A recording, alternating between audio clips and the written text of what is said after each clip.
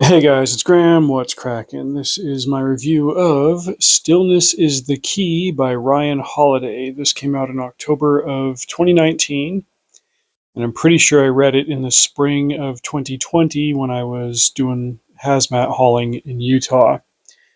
So, why am I reviewing it so much later? Well, it recently came to my memory just over the weekend, actually. I went and did some camping, and it didn't all go according to plan, but across the years, I remembered this book and thought about some of the lessons in it. It's like, okay, yeah, that's apt.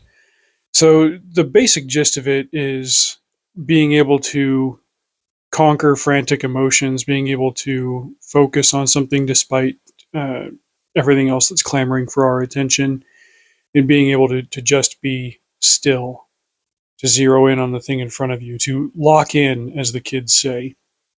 There's a quote on one of the blurbs here by the guy who wrote the best-selling book, The Subtle Art of Not Giving a Frick, we'll say.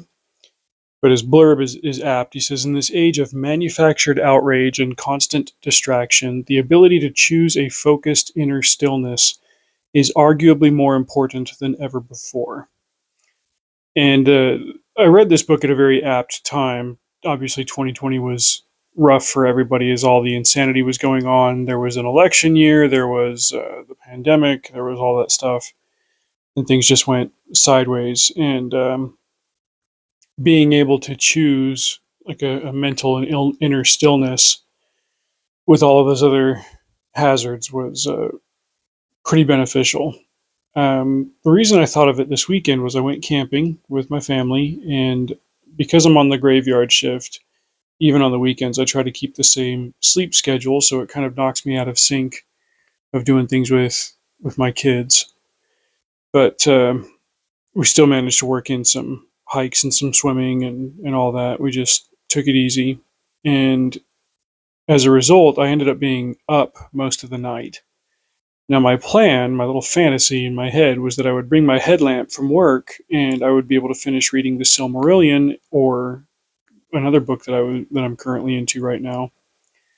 But as soon as we got to the campsite on Friday night, we were swarmed with gnats. They were swarming the headlights on the car. They were swarming the uh, the lanterns we were hanging, and we quickly realized any light source is going to get just completely wrecked by these bugs. So we got the tent set up as quickly as we could, and we had to tell the kids, we had to make a big deal of like, we turn all the lights off before we go in the tent, and you close the door before you turn the lights back on, and blah blah blah. Like, it was a big ordeal. And then when I ended up just sitting in my chair out in the dark, as long as I didn't have any light on, I couldn't even have my phone on, or else the gnats would swarm it. And I was frustrated. I was annoyed. I didn't get to read my books like I wanted to. I planned on making a lot of progress. Instead, I ended up sitting in my chair and just kind of leaning back and staring up at the sky. And you're away from the city. You can see stars and planets. Every couple of hours, a satellite will float overhead. And I remembered this book, and I thought I might be overdoing it. I have this need to constantly feel like I'm being productive or active, and because of that, I seldom stop to recharge my batteries, mentally, spiritually, whatever. Even on Sundays, on my days off, I still try to find things to keep myself engaged because I have this need to feel like I'm being productive, and instead, like, taking that time to rest and to be inwardly still is of value. And I was kind of forced to do it for 2 nights this weekend, and I thought this is actually good for me because I get spun up so much. I need to wind down and go back to zero and remember what actually deserves my focus and my attention. There was a big brouhaha over the last couple of years with Aaron Rodgers, quarterback in the NFL, because he does some things that other quarterbacks don't. They think it's weird. You know, he tries some pseudo spiritual stuff. Apparently, he went down to South America and did ayahuasca or something. I was like, yeah, pass on that.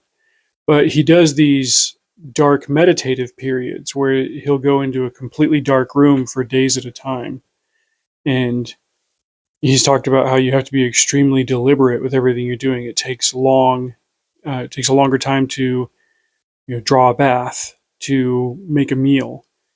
Uh, and he says what he really appreciated was that you just get to sit in the dark and meditate with no distractions, and your mind calms down, and you have a very linear thought pattern. You can follow one thought into a next thought, and the next one, and the next one, and then you can trace them all back, and it stills and calms your mind. Um, with how much time we all spend on the internet, uh, it's easy to get constantly yanked around. Click this, respond to that, interact with this. Everything is measured and monetized. And we do it without realizing it a lot of the time. Other times when we do realize it, we seem not to care because we think there's something to be gained in it. And maybe monetarily there is to an extent, but what's the toll on you? What's the impact on you? I think if you don't stop and take time to rest and to be still inwardly and outwardly, then you lose sight of that. And reading this book is a way, I think, to gain an insight into that, into finding ways to be still, to calm yourself, and to focus on what really matters to you. Ryan Holiday started to hit the path of wider notoriety in 2016 when he launched this book project called The Daily Stoic, where he studied old Stoic thinkers and released this book that gave you one Stoic thought to focus on every day. And these are values that I think would be widely beneficial to people, regardless of whatever their individual spiritual background is. If these were shared values and practices amongst a nation's population, then you'd have a lot more tranquility, I think, and better channels of communication. People would understand each other better. He's written a bunch of books in this vein. He wrote Ego is the Enemy, The Obstacle is the Way, a bunch of others that are just, again, like analyzing these values. Stoicism, Buddhism is in there as well, and how to be practical with them. I'd recommend checking it out. Check out Stillness is the Key, and let me know what you think. Take some time to chill, to unplug and unwind. Till next time, drive safe. See you out there.